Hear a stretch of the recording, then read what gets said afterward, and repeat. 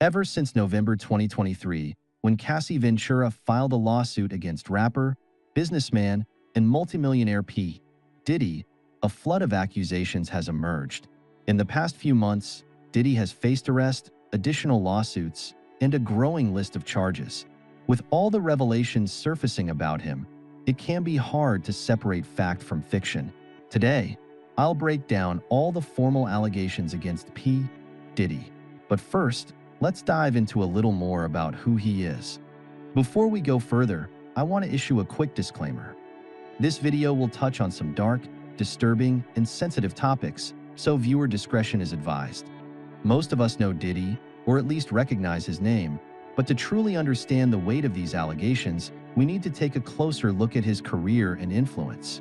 Diddy began his career in the early 1990s, working at Uptown Records. After being fired, he created his own label, Bad Boy Records, in 1993. His big break came when he signed the notorious B.I.G., who became a massive success and helped catapult Diddy into the limelight.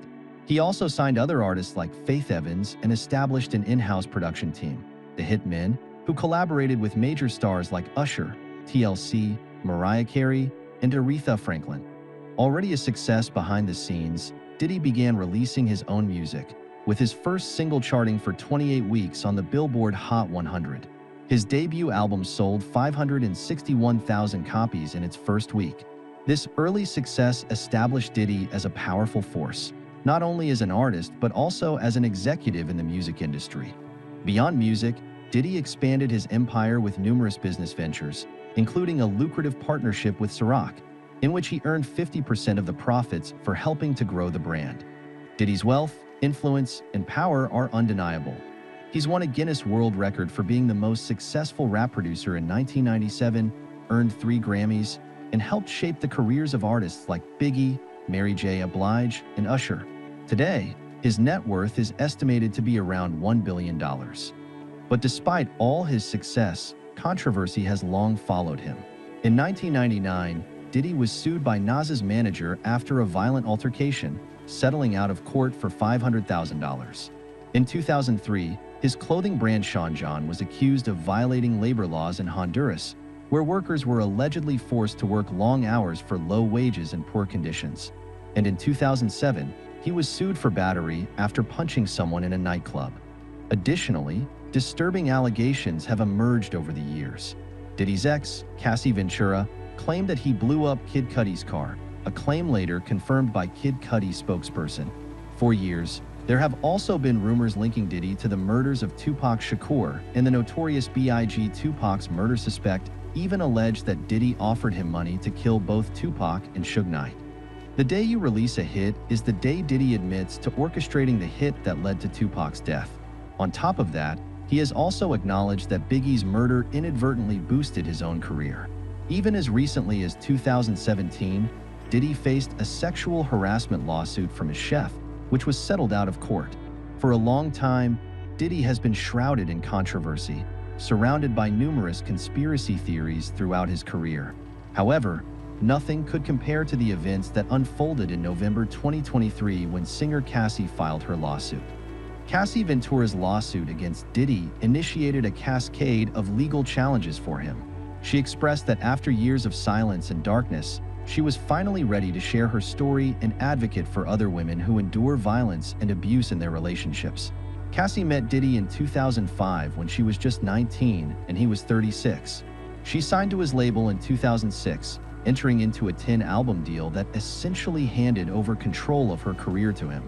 Their on and off relationship lasted until about 2018.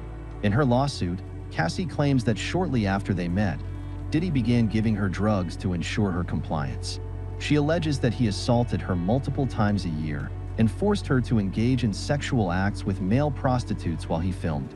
Diddy quickly became controlling, managing not just her career but also her finances, including paying for her car, apartment, and clothes, while even accessing her medical records. The allegations also reference a disturbing incident in 2016, where Diddy is said to have struck Cassie in a hotel. After he passed out, she attempted to leave, but he woke up and followed her, assaulting her as captured in the security footage. Reportedly, Diddy paid the hotel $50,000 for that footage. Toward the end of their tumultuous relationship in 2018, he allegedly forced his way into her apartment and assaulted her, prompting her to finally end things for good.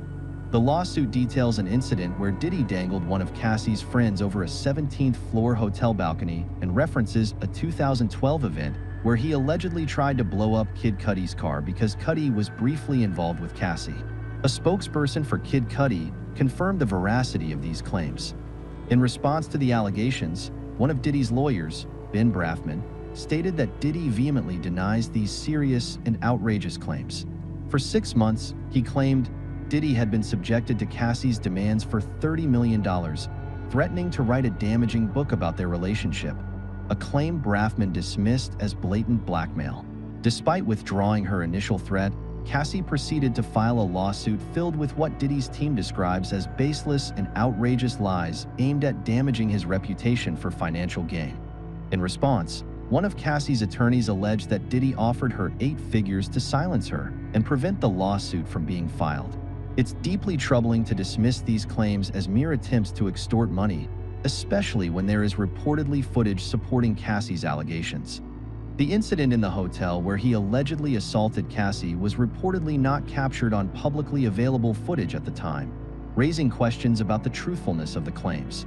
Nonetheless, Cassie was suing Diddy for $30 million, and intriguingly, the day after the lawsuit was filed, it was settled out of court for an undisclosed amount. Both parties stated their desire to resolve the matter amicably. The details surrounding the settlement remain private, leaving us in the dark about how much Cassie was compensated, if at all, and the reasons behind their decision to settle. Ben Cesario from the New York Times noted that for Diddy, the settlement quickly halted what could have turned into a risky and potentially embarrassing legal discovery process, which would have made extensive evidence public, possibly leading to a trial. Cassie likely preferred to avoid reliving her trauma, which could explain her willingness to settle rather than endure a court battle. However, Cassie's bravery in coming forward spurred a wave of lawsuits following hers. Just 5 days after Cassie's lawsuit, another case was filed, accusing Diddy of drugging and assaulting a college student at Syracuse University in 1991 and allegedly filming the act. It was claimed that Diddy later used this footage as revenge porn. Shortly thereafter, a third lawsuit emerged, alleging that Diddy and Aaron Hall assaulted the accuser and her friend.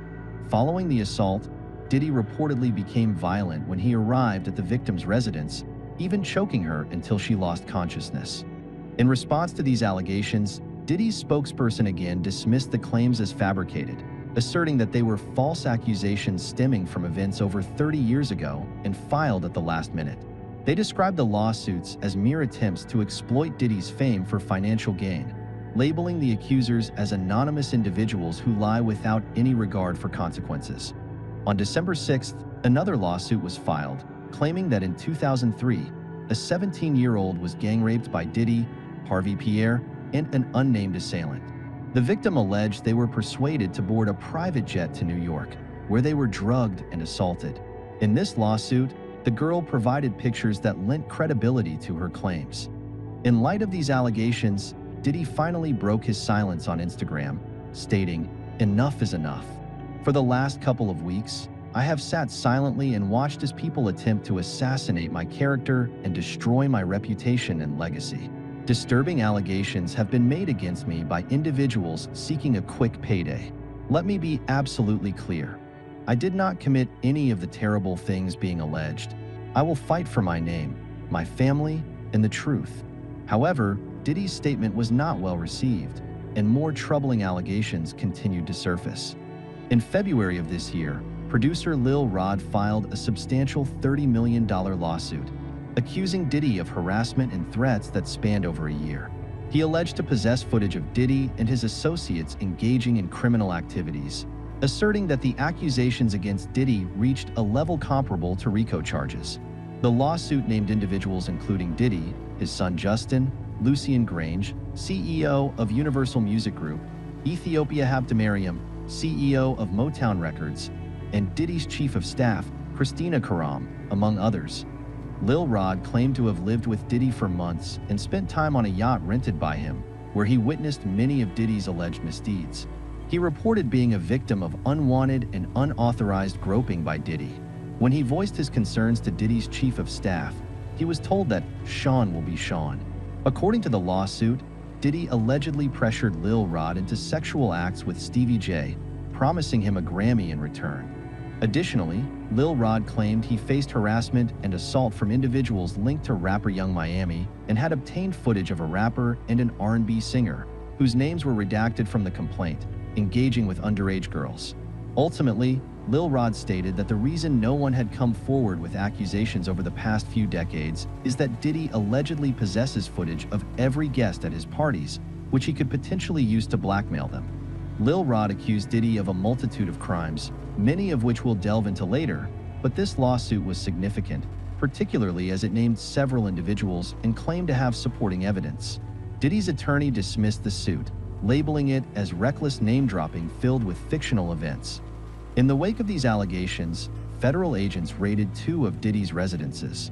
According to reports, Homeland Security Investigations, HSI, in New York executed these law enforcement actions as part of an ongoing investigation, with support from HSI Los Angeles, HSI Miami, and local law enforcement partners.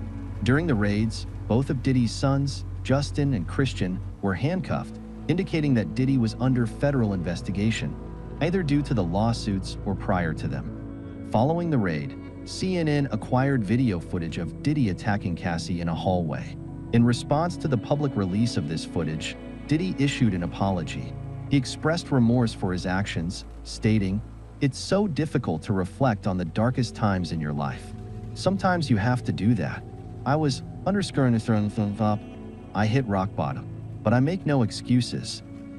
My behavior in that video is inexcusable.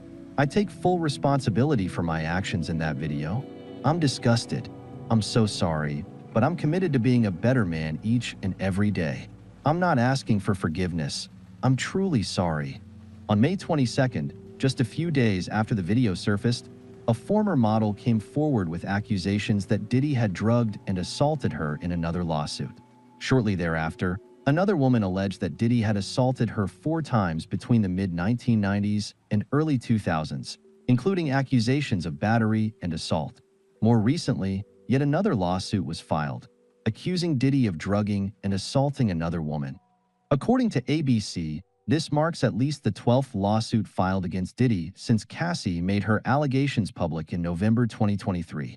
As of this recording, no additional lawsuits have emerged, but it remains possible that more individuals may choose to come forward.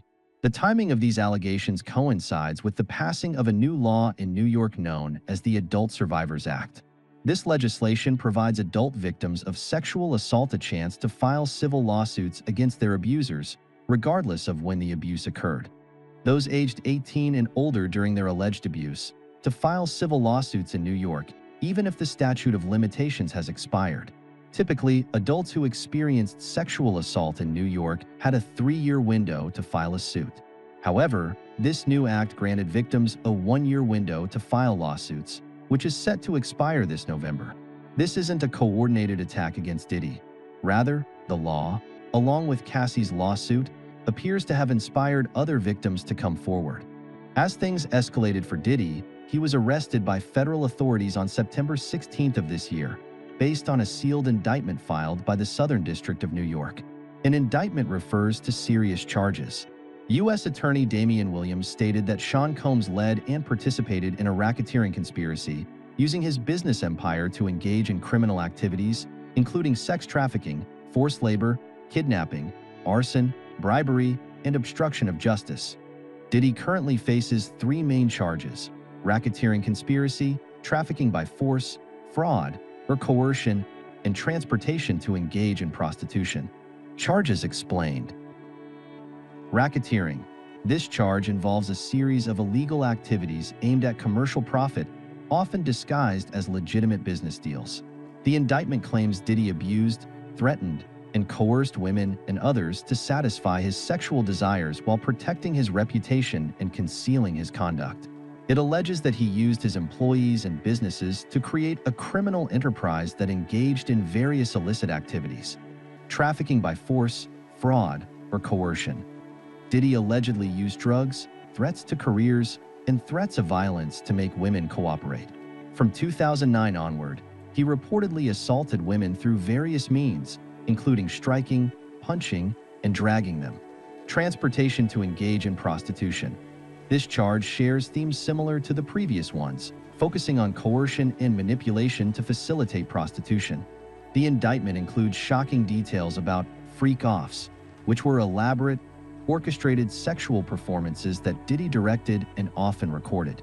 These events reportedly lasted multiple days, during which Diddy allegedly drugged the victims to keep them compliant.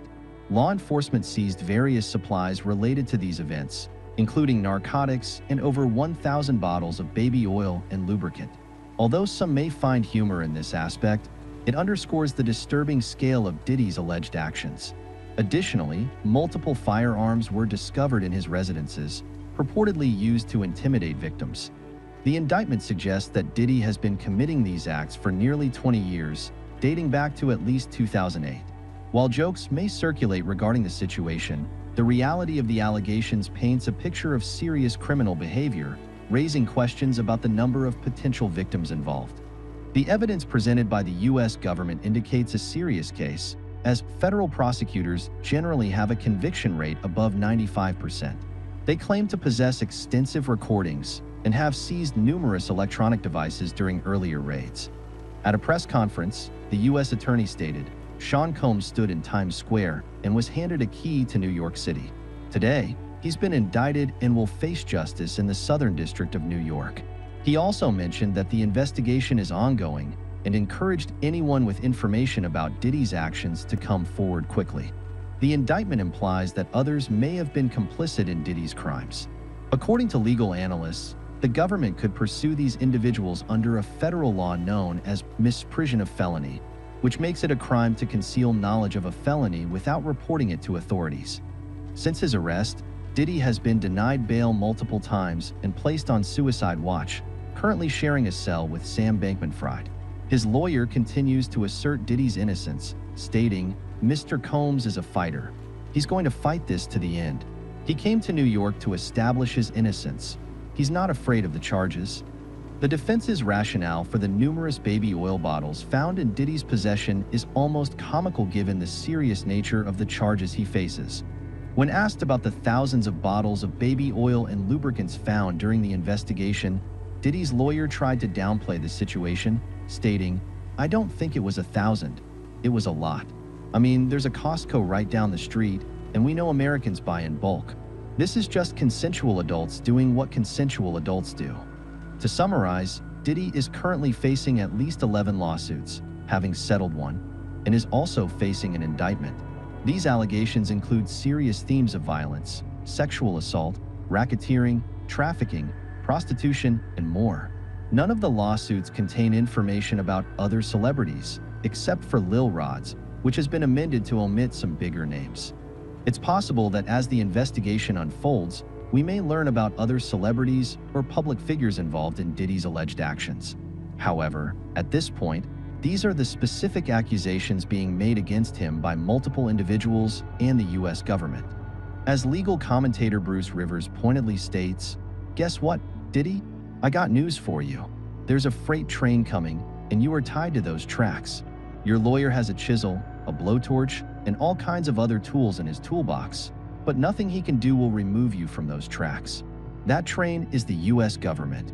Hopefully, as this investigation progresses, not only will Diddy be held accountable, but everyone else involved over this long period of time will also face justice.